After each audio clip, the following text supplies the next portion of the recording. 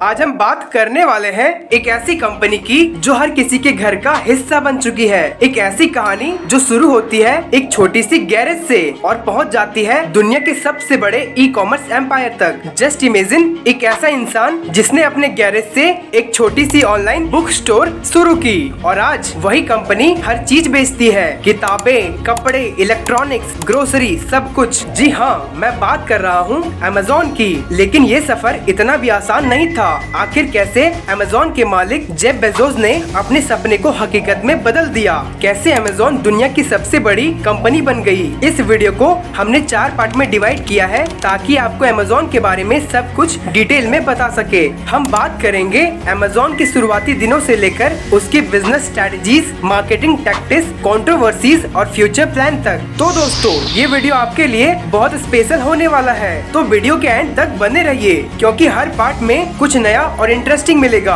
जो आपको अमेज कर देगा। तो शुरू करते हैं अमेज़न की शानदार कहानी को। लेकिन यार, वीडियो को शुरू करने से पहले एक इंटरेस्टिंग बात बताता हूँ। कभी सोचा है कि अमेज़न का नाम अमेज़न ही क्यों रखा गया? जेफ बेजोस ने दुनिया के सबसे बड़े रेन फॉरेस्ट अमेज़न से इंस्पायर होकर के ये नाम रखा था क्योंकि उनका विजन था कि उनकी भी कंपनी उतनी ही बड़ी और डाइवर्स हो जैसे कि अमेज़न रेन फॉरेस्ट। सोचिए, एक जंगल जो इतना बड़ा और कॉम्प्लेक्स है, उससे इंस्पायर्ड होकर के अमेज़न ने अपनी जर्नी शुरू की।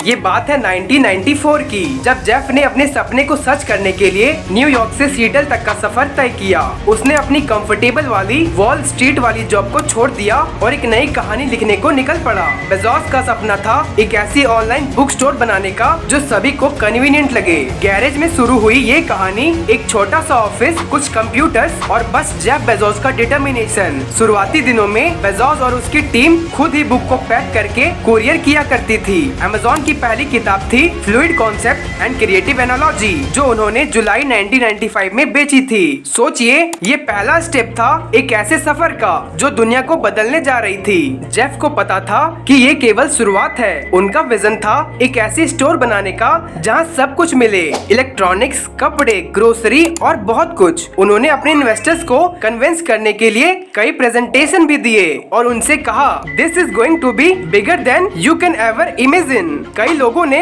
उन्हें डाउटफुल होके देखा, लेकिन जेफ तो जेफ थे, वे अपने विजन पर टिके रहे। सबसे इंटरेस्टिंग बात ये थी कि बेजोस ने अपने कंपनी का नाम अमेज़न रखा क्योंकि ये दुनिया का सबसे बड़ा जंगल है। उनका भी सपना था कि उनकी कंपनी अमेज़न भी उतनी ही बड़ी बने। जेफ हमेशा से कहते थे कि वो अपनी कंपनी को दुनिया का सबसे बड़ा कस्टमर सेंट्रिक कंपनी बनाना चाहते हैं। उन्होंने कहा, we start with the customer and we work backwards. ये फिलॉसफी अमेज़न के हर डिसीजन में दिखाई देती है। एक और चीज जो अमेज़न को डिफरेंट बनाती थी वो थी उसकी इनोवेटिव कल्चर। जेफ ने एक ऐसी टीम बनाई जो हमेशा नए आइडिया पे काम करती थी। उन्होंने अपनी कंपनीज के एम्प्लॉयज को इनकरेज किया कि वो रिस्क ले और नए चीजों को ट्राई करे। जेफ कहते थे, if you double the number of experiment you do per year, you are going to double your inventiveness. 1997 में अमेज़न ने अपना इनिशियल पब्लिक ऑफरिंग लॉन्च किया, दैट इज IPO। उसके शेयर्स स्टॉक मार्केट में available हो गए। ये एक बड़ा स्टेप था जो अमेज़न को मेन स्ट्रीम में ले आया।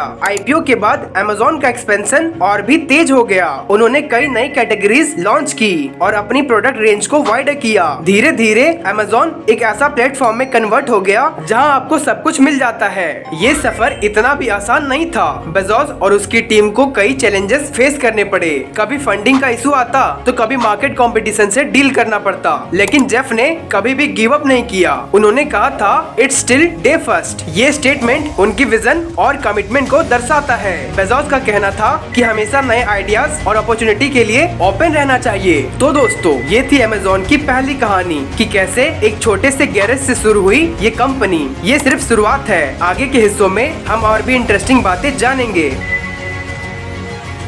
अमेज़न की सक्सेस के पीछे जेफ बेजोस का एक सिंपल प्रिंसिपल था, कस्टमर फर्स्ट। उन्होंने हमेशा कहा कि अगर आप कस्टमर को खुश रखते हो तो सब कुछ अपने आप ठीक हो जाता है। अमेज़न ने अपने कस्टमर्स के एक्सपीरियंस को इम्प्रूव करने के लिए बहुत सारी स्ट्रेटजीज अडॉप्ट की। शुरुआत में ही उन्होंने एक बात समझ ली थी, स्पीड एंड कन्वीनियंस। इसलिए अमेज़न ने अपना फोकस फास्ट डिलीवरी पर रखा। बेजोस का कहना था, your margin is my opportunity, मतलब वो कॉस्ट कम करते गए और कस्टमर को बेस्ट प्राइस और सर्विस ऑफर करते गए। फिर आया Amazon प्राइम का आइडिया। 2005 में लॉन्च हुआ प्राइम, जिसमें मेंबर्स को फास्ट डिलीवरी, एक्सक्लूसिव डील और लेटर ऑन स्ट्रीमिंग सर्विस का एक्सेस मिला। ये गेम चेंजर बन गया था। प्राइम मेंबर्स को लगने लगा कि उनका पैसा वसूल हो रहा है और उन्होंने Amazon पर और भी ज्यादा शॉपिंग करना शुरू कर दिया। प्राइम की सक्सेस ने Amazon के रेवेन्यू को स्काई रॉकेट कर दिया। Amazon केवल ई कॉमर्स तक ही लिमिटेड नहीं रहा, उन्होंने टेक्नोलॉजी और इनोवेशन में भी बहुत सारे इन्वेस्टमेंट किए हैं। एक बहुत बड़ा एग्जाम्पल है Amazon वेब सर्विस। 2006 में लॉन्च हुआ AWS, जो कंपनीज को क्लाउड कंप्यूटिंग सर्विस ऑफर करता था।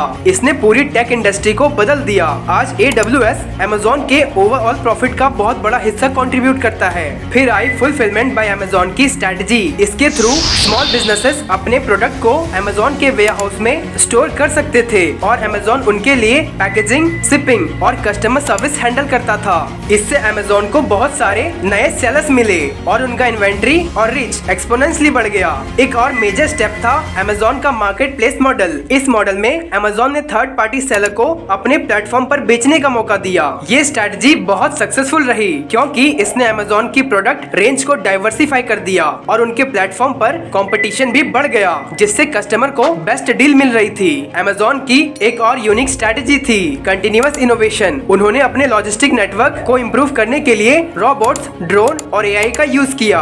जेफ हमेशा कहते थे, we are willing to be misunderstood for long period of time. उनका फोकस हमेशा लॉन्ग टर्म ग्रोथ पर होता था और इसलिए उन्होंने ऐसे प्रोजेक्ट पर काम किया जो फ्यूचर में प्रॉफिटेबल हो सकते हैं। और अब बात करते हैं उनकी ब्रांडिंग और मार्केटिंग की। Amazon ने हमेशा अपने ब्रांड को as a customer centric company market किया। उनका A to Z लोगो दिखाता है कि आपको यहाँ पे सब कुछ मिल जाएगा। उन्होंने कई यूनिक कैंपेन भी चलाए जिससे उनकी विजिबिलिटी और रीच बढ़ती गई। दोस्तों, Amazon की बिजनेस स्ट्रेटजी का एक ही मंत्र था, that is think big and act fast. Bezos हमेशा रिस्क लिए, नए आइडियाज को इम्प्लीमेंट किए और अपने कॉम्पिटिटर से एक कदम आगे रहे। इसलिए Amazon आज केवल एक ऑनलाइन स्टोर ही नहीं बल्कि एक ग्लोबल पावर हाउस बन चुका है। तो ये थी Amazon की स्ट्रेटजीज की कहानी। आगे के पार्ट में हम देखेंगे कि कैसे Amazon ने कई चैलेंजेस फेस किए और उनसे ओवरकम किया।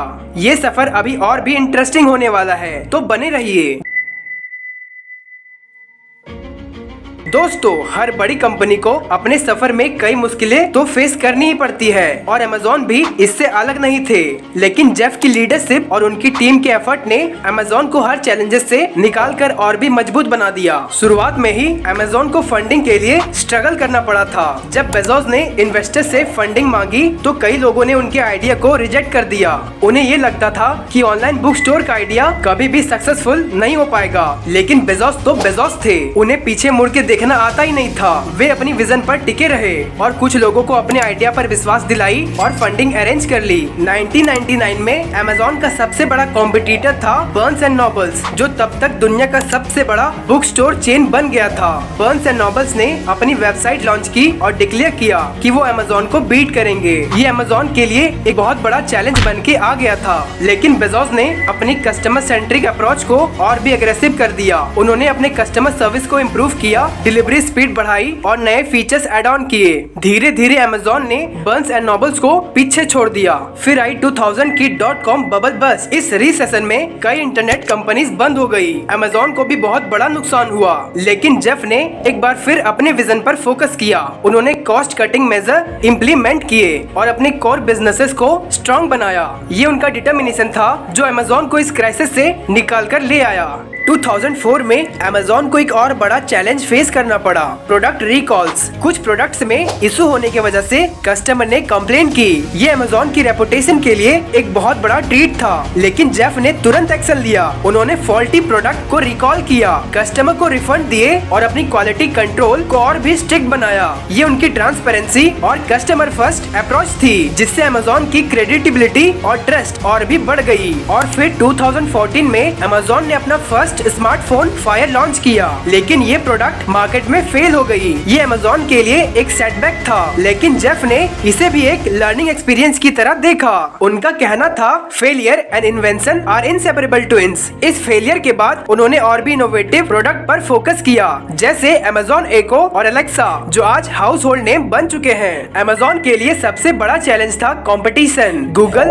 एप्पल, वॉलमार्ट जैसे जायंट्स भी Amazon के अगेंस्ट आ गए थे, लेकिन जेफ जेफ ने अपने बिजनेस को डाइवर्सिफाई कर दिया। उन्होंने streaming service, Amazon prime video, cloud computing, AWS और even physical retail, whole food acquisition में भी इन्वेस्ट किया। ये डाइवर्सिफिकेशन ने Amazon को हर फील्ड का बादशाह बना दिया। लेकिन आज भी Amazon अपनी जर्नी में कई डिफिकल्टीज फेस करते आ रहे हैं, जैसे environmental concern, workers right and regularity issues. लेकिन जेफ की लीडरशिप ने हमेशा एक बात सिखाई, that is adopt and innovate. Amazon हमेशा नए आइडियाज और टेक्नोलॉजी को एम्बेरस करते हैं और अपने कस्टमर्स के लिए बेस्ट सर्विस ऑफर करते हैं। तो दोस्तों, ये थी Amazon की चैलेंजेस और ओवरकमिंग की कहानी। आगे के पार्ट्स में हम देखेंगे Amazon के फ्यूचर प्लान्स और अपकमिंग इनोवेशंस। तो बने रहिए और एक्सप्लोर करते रहिए Amazon का सफर।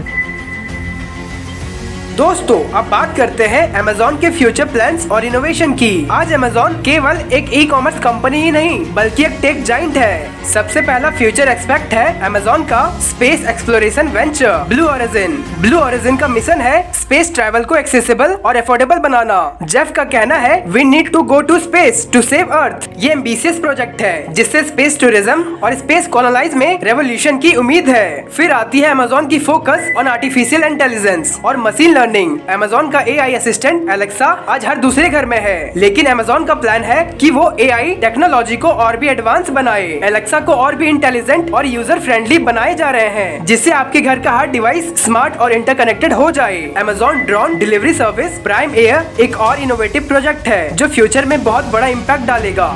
इमेजिन कीजिए, आपने ऑर्डर प्लेस किया और कुछ ही घंटों में ड्रोन आपके घर के ऊपर आकर पैकेज डिलीवर कर देता है। Amazon इस टेक्नोलॉजी को डेवलप कर रहा है जिससे डिलीवरी स्पीड और भी फास्ट हो सके और लॉजिस्टिक कॉस्ट और भी कम लगे। और अब हम बात करते हैं Amazon Go स्टोर की। ये एक ऐसा रिटेल स्टोर है जहां कोई कैशियर नहीं होता। आप बस स्टोर में जाते हैं, प्रोडक्ट लेते हैं और बिना चेकआउट किए स्टोर से बाहर आ जाते हैं। ये सब पॉसिबल होता है एडवांस सेंसर और AI टेक्नोलॉजी से, जो आपके हर मूव को ट्रैक करती है। ये टेक्नोलॉजी एक रेवोल्यूशन लेकर आ सकती है। Amazon का फ्यूचर हेल्थ केयर सेक्टर में भी है। Amazon केयर जो एक वर्चुअल हेल्थ केयर सर्विस है और क्विक मेडिकल कंसल्टेशन ऑफर करती है। जेफ का विजन है कि हेल्थ केयर को भी एक्सेसिबल और अफोर्डेबल बनाया जाए। उनका प्लान है कि Amazon केयर को भी एक्सपेंड करके ग्लोबल लेवल पर लॉन्च किया जाए। एक और इम्पोर्टेंट एरिया जहां Amazon फोकस कर रहा है वो है सस्टेनेबिलिटी। जेफ ने द क्लाइमेट पैक्ट साइन किया है, जिसमें Amazon ने 2040 तक net zero carbon emission achieve करने का